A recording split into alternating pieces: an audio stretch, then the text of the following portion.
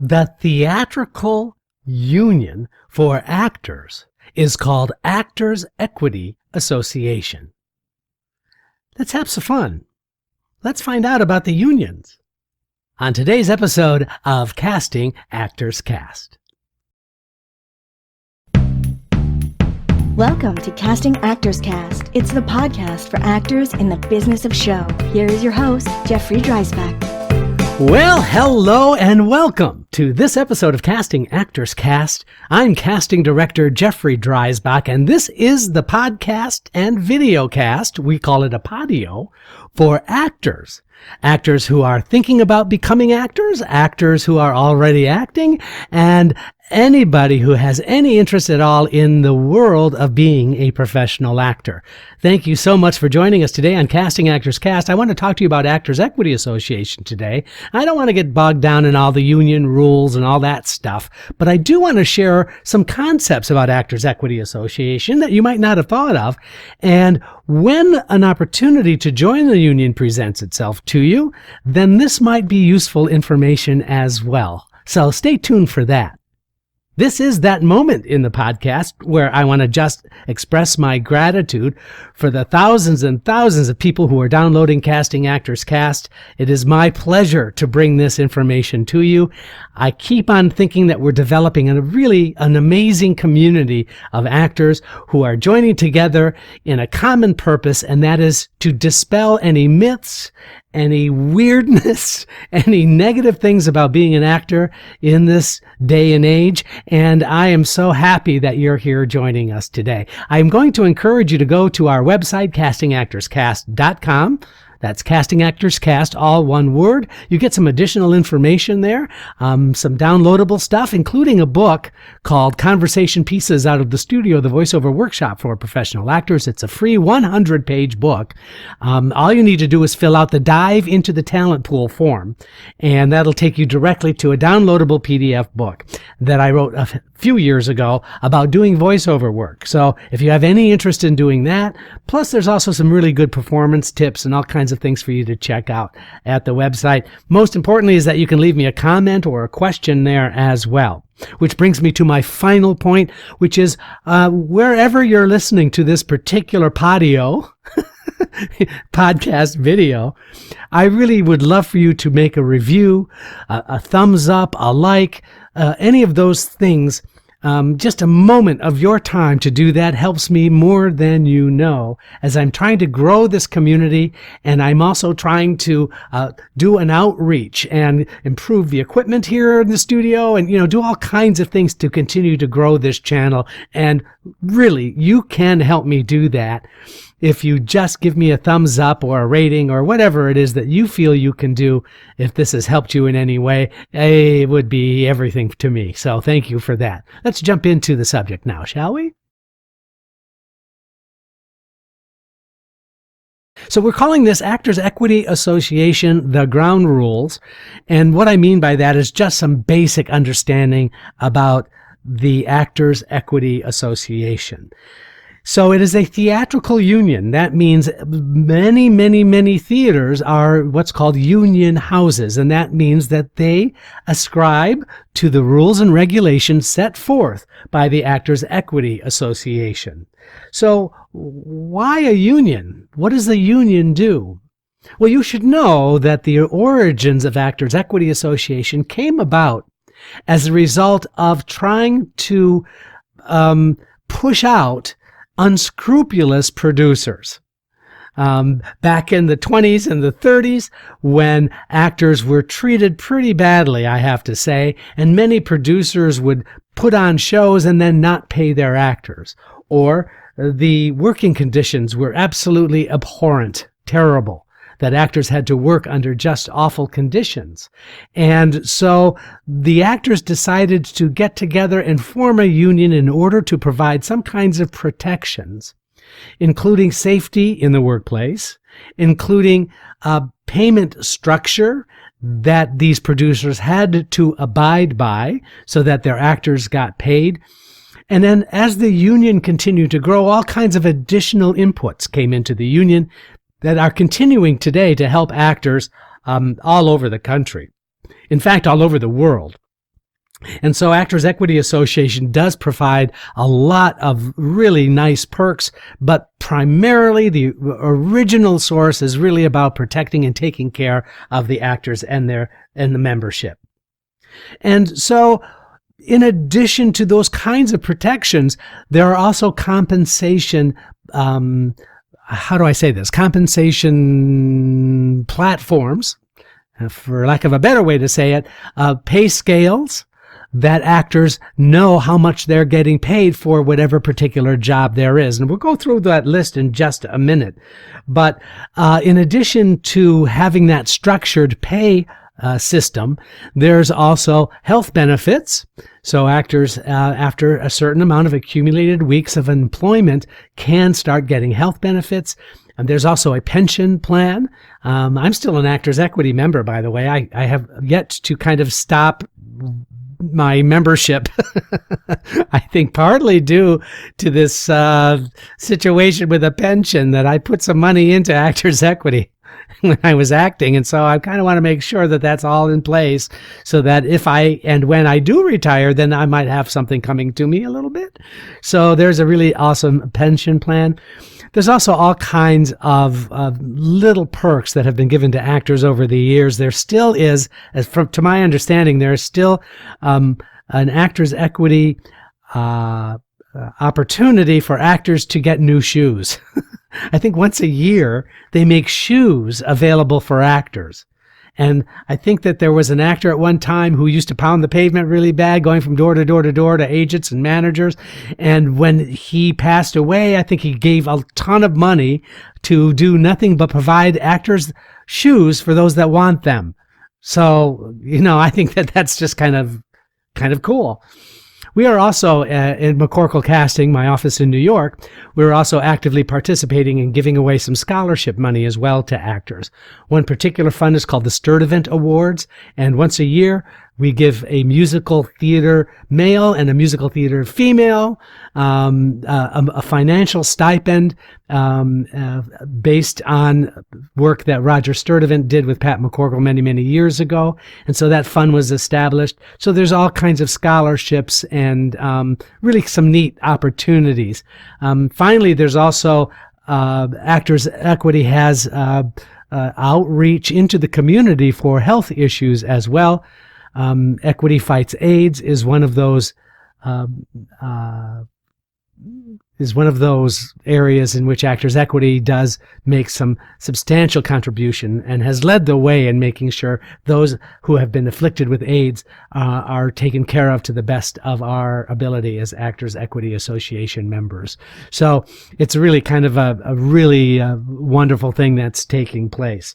But let's just talk about the designations that theaters have. And this is, I think, valuable information if you're not aware that there are certain contracts that actors work under depending upon the theater that they are working at. And the first one is called the LORT Theater, L-O-R-T, the acronym being League of Regional Theaters, LORT. And those regional theaters across the country that are members of Equity get a LORT designation. So it would be LORT A through LORT D. And the designation arrives as a result of how many seats you have in your theater. So based on the number of seats, you have that designation. LORTs A, B, C, D, and E.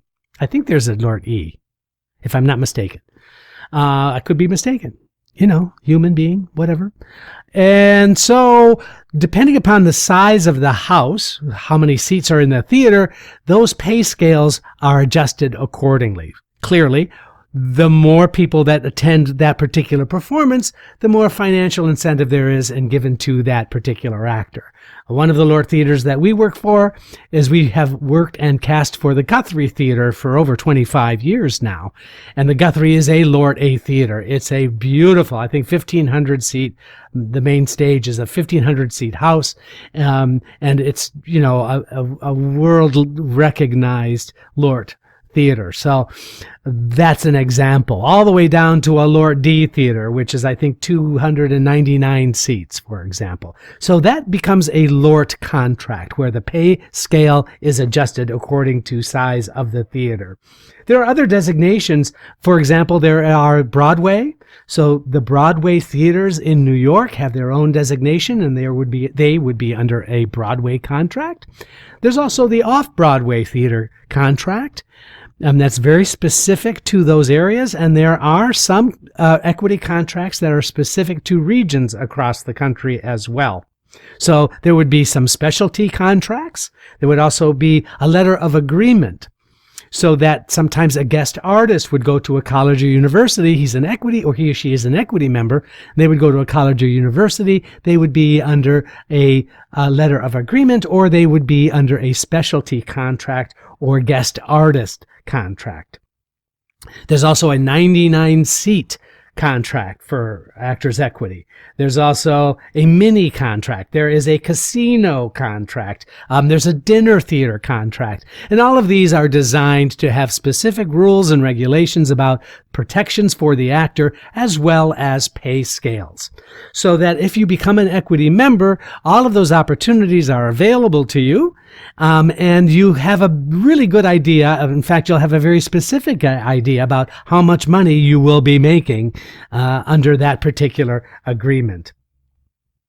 So Actors Equity is really, really helpful to actors, and that's what they are designed for. Now, as a member of the union, you would have to join the union, so there's an upfront fee. Plus, there is a fee based annually on how much work you do in any of those particular contracts, so that your annual dues are adjusted depending upon how much work you're doing. And that can be an initial outlay of money, can be rather expensive. But on the other hand, you have to weigh the value of what you're getting in return over how expensive the initial outlay of joining. I'm not being specific about the amount of numbers because, frankly, that number has changed so dramatically over the past few years. It's gone up rather considerably. So depending upon when you're listening to this podcast, I encourage you could certainly Google and find out how much membership dues are at Actors Equity Association. But you also have to have a certain designation before you can even join. You can't just go in and lay down your money and say, I want to join the union. And we'll get to that in just a moment.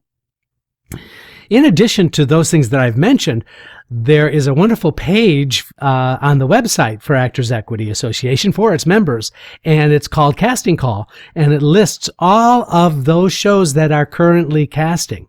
And it's really amazing and amazingly helpful for actors who want a resource, who want a considerable resource for finding out what theater opportunities are being cast right now. And they give you the contact information, they give you the script information, the breakdown of the characters, that sort of thing.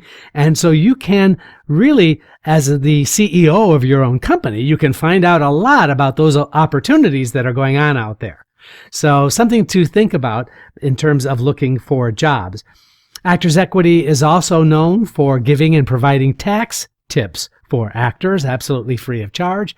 So those dreaded tax returns that you have to do, and if you're a creative person and you're not quite up to date on, doing your tax return, there's free assistance provided you, as well as a really wonderful credit union, so that you can take out loans and you can put money into the credit union at a higher yield percentage rate. So the credit union has been really, really helpful to me in the past. It's helped me buy a car when I was first acting. So something to look into is by going to the Actors Equity website and gaining as much information as you can about that. So how do you get to join a union? Well, there have been times when Actors Equity would allow actors who've gotten certain credits from other unions, SAG-AFTRA now, for example, or American Guild of Variety Artists, AGVA, that those union members for those other performing unions could automatically join Actors Equity Association. Now, that fluctuates all the time. So it's not like a forever thing. But equity will open up its doors to those other performer unions if you wanted to join. So that's something to be aware of. If you're a SAG-AFTRA member, then you might be hearing about a